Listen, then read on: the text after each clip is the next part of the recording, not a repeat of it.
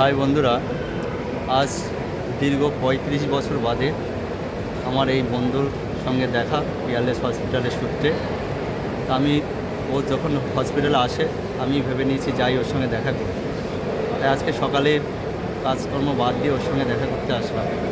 তা আমরা খুব ছোটোবেলাকার বন্ধু। ৯০ দশকে লাস্ট ৯১ সালে ওর সঙ্গে আমার লাস্ট দেখা। ও চলে আসে দেশ ছেড়ে, তারপর থেকে ওর সঙ্গে আমার কোনো দেখা নেই।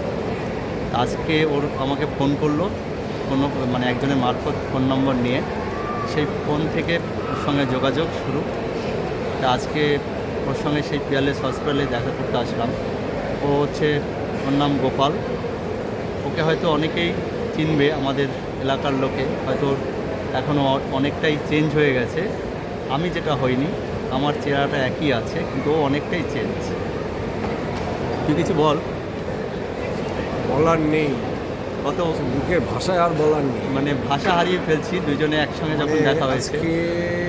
আজকে 35-36 বছর বাদ আমাদের একসঙ্গে দেখা। 36 ইয়ার্স, কি আর একটা মানুষের ওল্ড হাফ জেনারেশন, হ্যাঁ, হাফ জেনারেশন বাদে দেখা হলো। যে বন্ধু আমরা সকালে বিকালে ফুটবল, আমার বাগান থেকে শুরু করে কি না হতো। একটা সময় আমি যদি খেতে দেরি হতো, ও যেতে দেরি হতো, আমার বাড়ি থেকে হাজির হতো, আবার আমিও ওর বাড়ি থেকে হাজির হতো। সব থেকে কাছের, আমাদের গ্রামের মধ্যে আমি আর ও ছিলাম সব থেকে কাছের বন্ধু। আমাদের জুটি আছে, আমাদের গ্রুপে অনেকেই ছিলাম, তার মধ্যে আরও দুইজন আছে, যেমন নিত্য, পলাশ। ওরা ইতালি থাকে, তো হ্যাঁ, পলাশ ইতালি চলে গেছে, তা নিত্য ইতালি থাকে। তাই এখন ও একমাত্র বনগাঁ চাঁদপাড়ায় আছে।